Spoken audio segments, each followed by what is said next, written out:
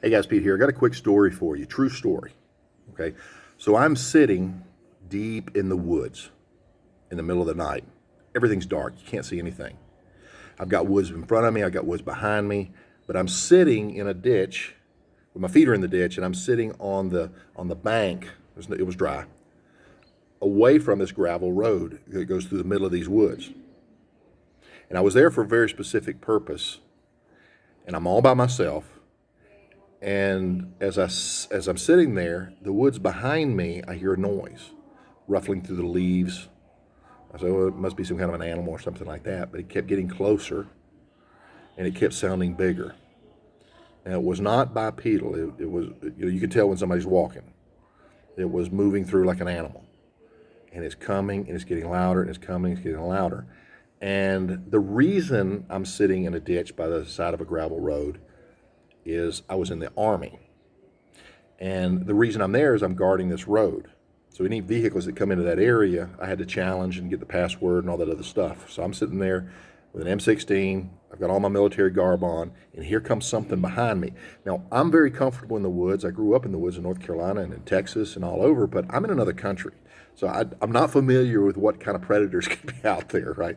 And here it comes, and it's massive, and it's huge because I can hear it, and it's gaining on me, and I just choose to just stay put and just continue watching the road because we're expecting vehicles to come in at any time. And so I'm just ignoring this thing as best I can. And here it comes.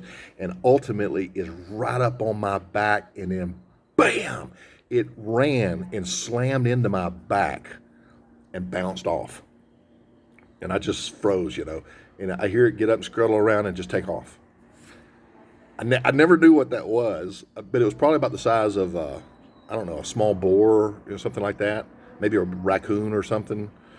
But whatever it was running through, and it just didn't see me, and I don't know how because they have nocturnal vision, I think.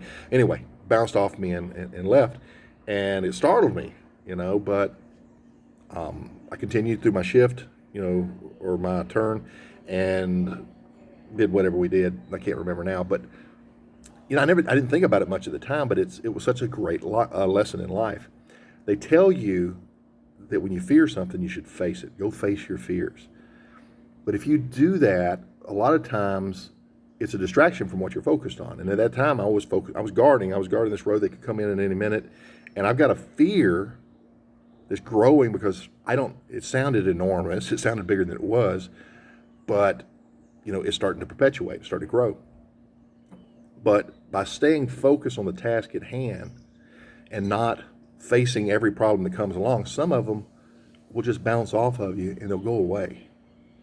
Okay, so you got to deal with certain issues. But as you move through these coming and trying times, you're going to need to stay focused. You've got family depending on you, many of your employees depending on you, and you're getting ready to go through the most difficult economical time we've seen in the United States. Distribution is going to go down. Fuel costs are going to go up. The amount of fuel available is going to be cut in half just on diesel fuel alone. So what is that going to do to deliveries? What is that going to do to stock in your grocery stores, in Walmart, or wherever you shop, even your supply house? It's going to be cut in half.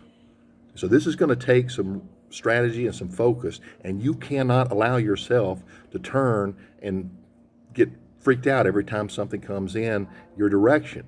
Some of this stuff's just going to have to bounce off of you as you stay focused and get through this. Okay, so stay tuned. We're going to talk more about these types of things, but just know that you can do this if you stay focused, if you know what it is you're doing, and if you know what it is that you're trying to achieve. Regardless of what the world throws at you, or nature, or anything else. Pete Ramsey here, HVAC Greatness. Hope you have a good one. Talk to you later. Bye-bye.